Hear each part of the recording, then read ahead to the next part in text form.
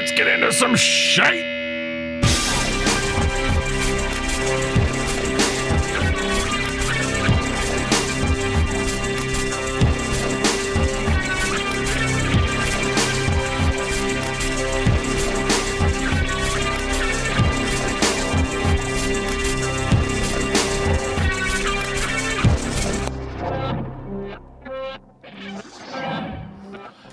Howdy, my friends.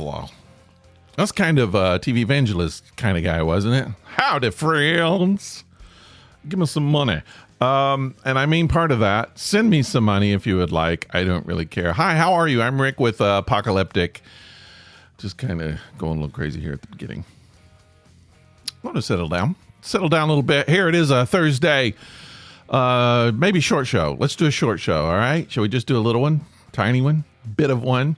I don't know why. I'm kind of in the mood to connect today. You know, that's unusual for me. I'm not a connector. I'm not a connect person. I am with a select group of people. I do enjoy really close friends. I'm just not the kind of person that needs tons and tons and tons and tons of people in my life. You know what I'm saying? I like people. I love being around people. Like to go to malls and stores and shopping places and just where I could see people, you know, characters, people's faces. You imagine things about them, but I don't want to know them in real life. It's too complicated. Don't want to interact with stories. I don't want to be drug into people's dramas. I don't want to. Are you that way? I am. I'm an artist. I'm an artist person. If you don't know, I think I've mentioned on the show several times, I'm a full-time artist. I own an art gallery, and I have a studio in my art gallery. So my entire life consists of waking up, going to work, and going into my studio, which is sort of in the back of the gallery. And I don't have to, most of the time, I don't interact with people all day long. Now, if people come to the gallery, I have to come out, and I have to welcome them. I have to talk to them. That's fine. I don't have a problem with that. Most of the time, though, I'm just back there just slinging paint around, just doing stuff, doing creative stuff. Sometimes I don't want to admit it. Sometimes I spend all day on Facebook, maybe. Try not to do that. I'll watch a lot of YouTube videos, listen to how-to things, you know. But the point being, I'm just kind of stuck back there in this studio by myself. And I'm okay with that. I don't have to interact with people. And I've always been that way sort of my whole life. I came from a very large family. My parents had 7 kids. We were all pretty close to the same age. I grew up sharing a bedroom with my 2 other brothers. And then 2 smaller brothers had a room next to ours. Not a lot of privacy. It was loud. Go on trips. You cram 7 kids in a VW van. Go see grandma. That was my life, and it still affects me. I cannot go to the bathroom without locking the door, and that might seem okay to you, but it's just me and my wife here. She's not going to come in, but I have to lock the door. I grew up. People, if you didn't lock the door, someone's going to try to come in, and if you did lock the door like 3 or 4 times, somebody's knocking on the door. Somebody's in here. That was bathroom time in my house growing up. So I don't know. And I think as I've gotten older, I enjoy that private time, those personal moments. And I pulled myself farther and farther back. And then in moving away, so, you know, you collect your friends, all of your friends, the people who are closest to you when you're young, probably in your 20s, right? And they become your friends for the rest of your life. And it's rare when you're in your 40s that you meet a lot of friends. You might, I don't know, someone might move into your neighborhood next door to you. You kind of meet them and they're fine. But most of the time you have your friends. You got your friends. You're going to have them for the rest of your life, right? And then I've been in relationships with new people, you know, as I've grown up, things happen. Being adult things happen. And then one marriage doesn't work out. Then you get another marriage, and then you inherit a bunch of friends, right? New people in your life, whether you like them or not, you got to figure out how to deal with them, kind of like family. But for the most part, you just don't have those people. So as I've gotten older, I've had less and less people in my life. And I can't say I'm totally like that. I can't say I like it completely. I do like having private time, but I also like interacting with people, especially close friends. But I don't have them here much. So my life is just in my studio. And why am I telling you this? Well, okay, let's get to the point, shall we?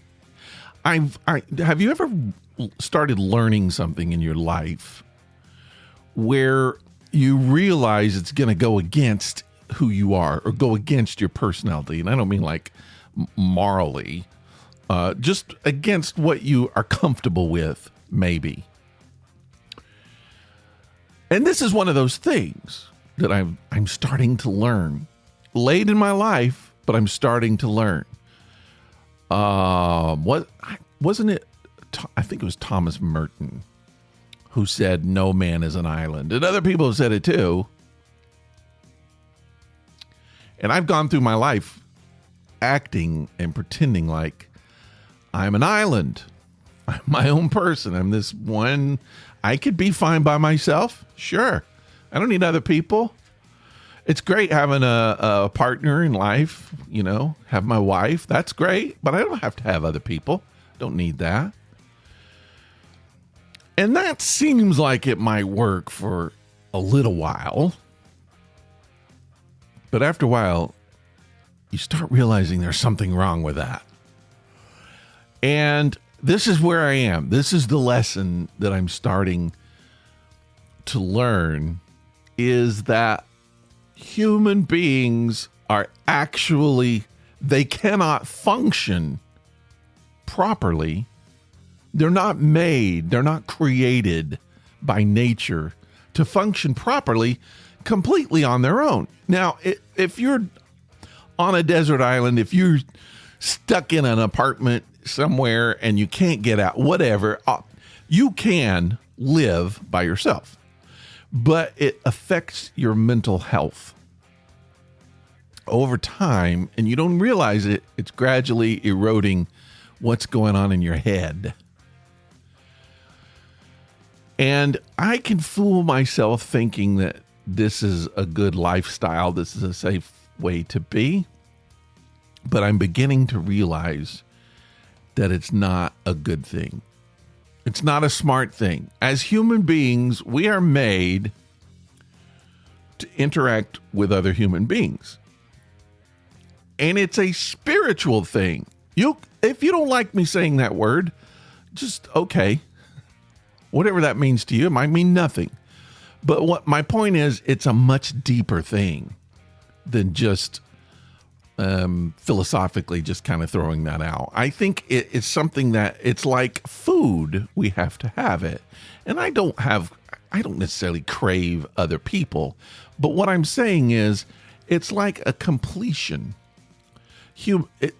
As humans, we're almost like in a chain of life with the other person, other people, the people in our neighborhood, in our community.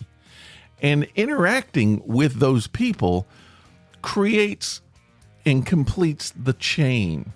Is that a weird thing? Maybe I'm not saying what I mean, but it's almost like energy. It's almost like you're sharing energy. And I don't want to get too hippie in here, but there's a way of serving other people.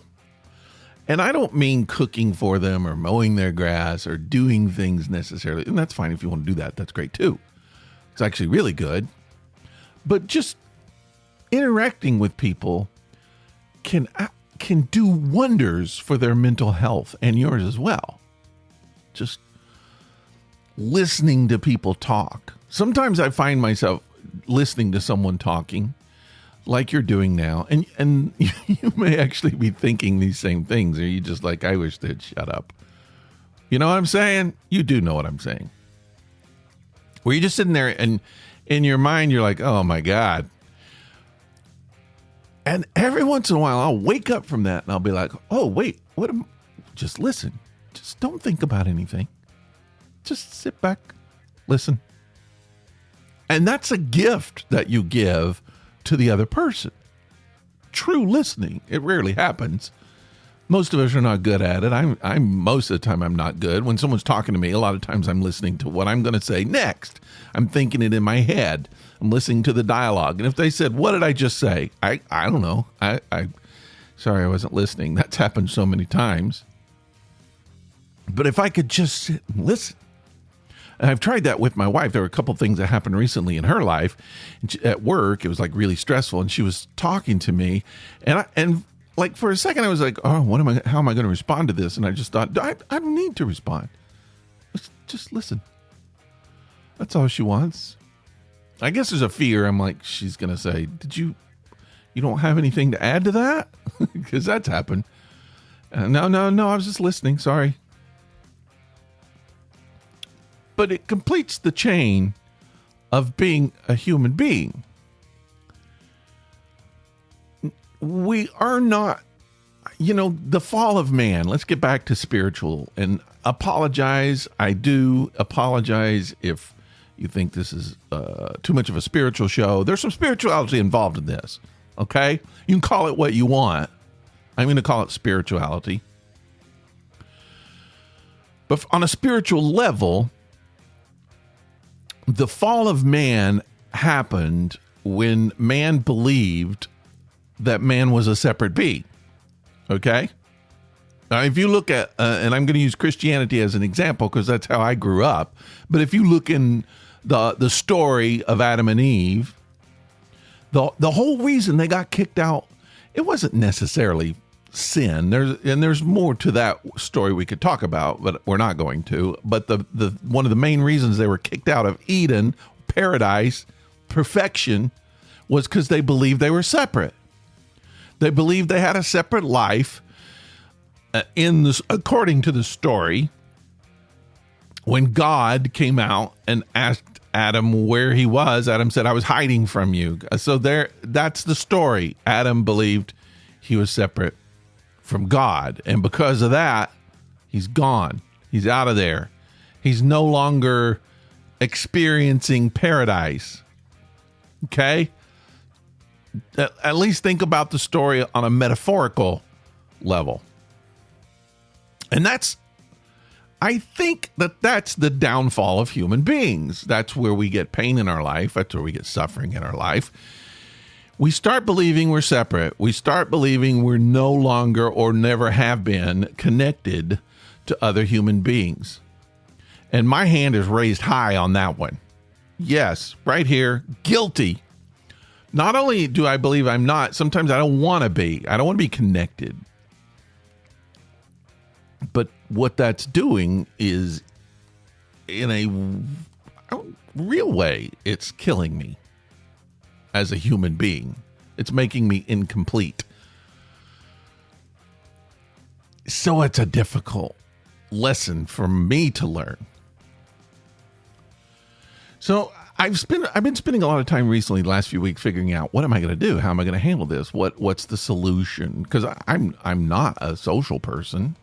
And that's fine. You don't have to be a social person, but what do you do? How do I take care of this?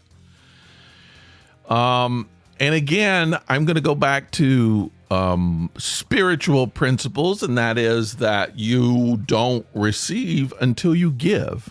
Okay, so that's kind of a spiritual principle, and a lot of religions or whatever is that you cast your, quote, you cast your bread up on the water, it comes back to you. All right, you put your gifts into society, and then you get back. So from a standpoint of wealth or prosperity, unless you were born into that, which is kind of not fair. And you find out a lot of people when they're born into it, they actually lose it because they don't have the consciousness of how to sustain it. But people who start businesses, usually successful businesses, do this. Is that they learn to put out, to give, to cast their bread, if you will. And then it comes back. So I ask myself, how do I do this? What do I do? So really, in a way, what I'm doing right now is a part of a spiritual practice, right? So I'm putting something out into the world for you. You're listening to it right now. You could shut it off. So far, you haven't. But I'm putting it out there. It's free. I'm not asking you for anything. This is my gift to you. So I'm putting this out into humanity to do with whatever. I don't expect that anything major is going to get done with it. You know, if you enjoy it, that's all I care about. Having a little bit of fun, enjoying something for a little while. But as an artist, I can do the same thing. I can put other creative endeavors out, whether it's a drawing, painting, just some kind of creative something, paint a mural on a wall. Isn't that what graffiti artists do at night? They go out. Sometimes there's ego involved. They want you to see their tag. They want you to know who they are. But they're also sharing art. It could be illegal. We got problems there, but whatever. It's free. They're not getting paid for it. So it's kind of a gift. And so I think as an artist, putting out, sharing with other human beings is mandatory. It's got to be done. And I have to start thinking about that instead of locking myself away in my little studio hole in the wall. That's hard to do. Very difficult to do for me.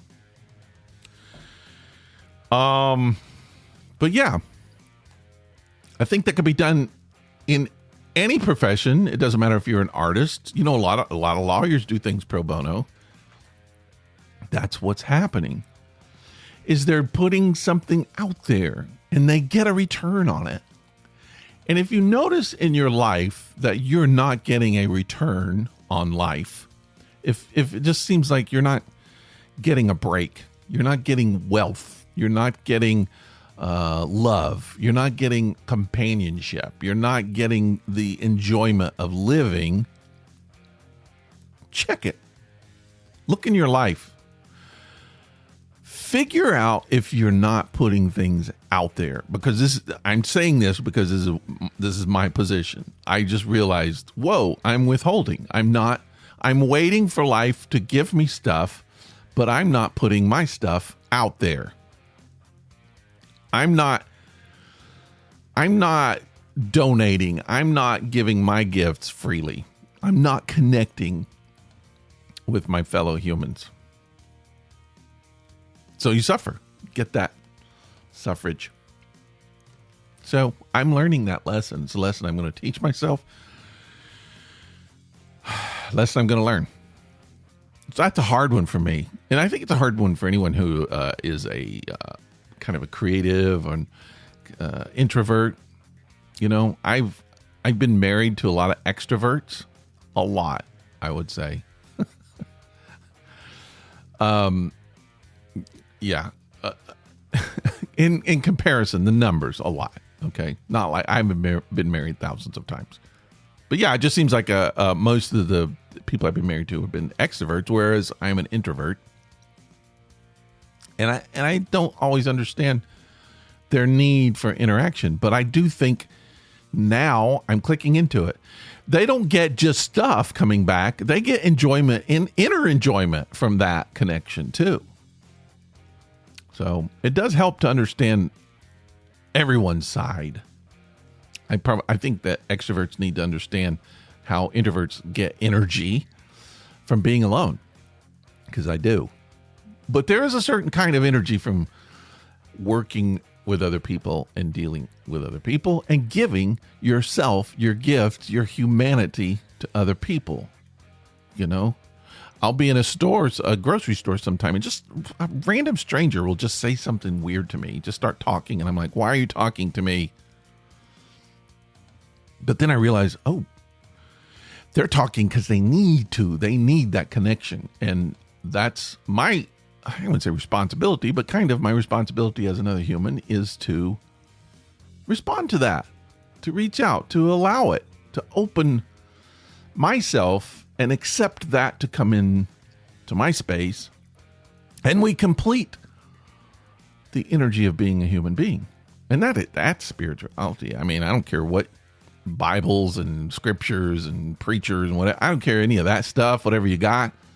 Spirituality is about connecting on a deep level with each other. On an invisible level. That's the spirit. Okay? The essence. This is all for me. All right? I'm just kind of saying this is all for me. If you could use it, that's great. But this is what I got to do. These are goals for me this year. New ways of conducting myself. I was thinking the other day, I don't even know where this is going to go, but when I was a kid, we used to drive around. I would look into the houses, but I would just see these houses that were just sitting there a lot of times in remote areas, rural, remote areas. That's very hard to say. Rural, remote areas. These little houses, sometimes mobile homes, sometimes just little shack-looking houses just sitting out in the middle of nowhere. Dark. Everything's dark, but then you see this little orange glow happening inside the house, and you just kind of wonder what's going on in there. What's happening in that house? You know, I could be I could be halfway across the country driving, and I see this house sitting there, you know, like that. In Texas, I used to see it driving through Texas. And then I would think, well, you know, I'm hundreds of miles from my house, but somebody they drive up to that house and we're home. This is where we live. This is it. This is where they're comfortable. All their stuff is there. But then I think, what if something like evil is going on in there? I don't know about it. I'm just driving by, seeing this little warm glow. What if the even just like the beginnings, somebody's planning evil? It's not happening yet, but just planning. Because I always think no matter what's happening in this world, no matter where I am, no matter what's going on in my life, somebody's having the worst day ever. Their worst experience ever. Right? It's got to happen. You've got all these billions of people in the world. Somebody's experiencing their best day. Somebody's experiencing their worst day. And you never know what's happening behind the house with the little glowy light. Could be one or the other. What story is going on in there? Your fellow human beings are in there making something happen. They're either surprising you with how horrible, how bad humans can be, or, you know, they're watching Jeopardy. You don't know. Could be anything. Anything in between. What's happening in your house? What are you doing? You doing anything good? You making something good happen? Making something bad happen? Planning evil? Planning good? I want to know. I'm looking in your window right now. I want to know what's happening to you. Let me know. Hey, reach out to the listener line, 678-348-0008. That's the Apocaleptic listener line created just for you to call in and say whatever you want to say. Just do it. Just give us your opinion on something. You can text the same line, do the same thing, or send an email, rick@apocaleptic.com, or just go to Facebook and drop me a line, whatever. I want to know. I like I said, I've always been interested in what's going on in the houses. I'm interested in what's going on in your house.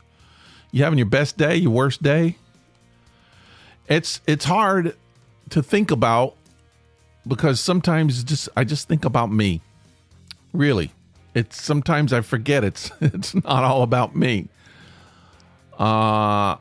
Sometimes other people just seem like an inconvenience. That's a horrible thing to say, but sometimes I'm just being honest. Sometimes it's like that. And sometimes when people talk to me in the grocery store and I find it irritating, I forget that it could be their worst day ever. The worst day. They're just reaching out because they want one friendly word. They want someone to talk to them and smile. That's all they want. They don't want anything. They don't want money. They don't want anything from me. They don't want gifts. It doesn't matter. They just they crave something good. That one day. That's all they need.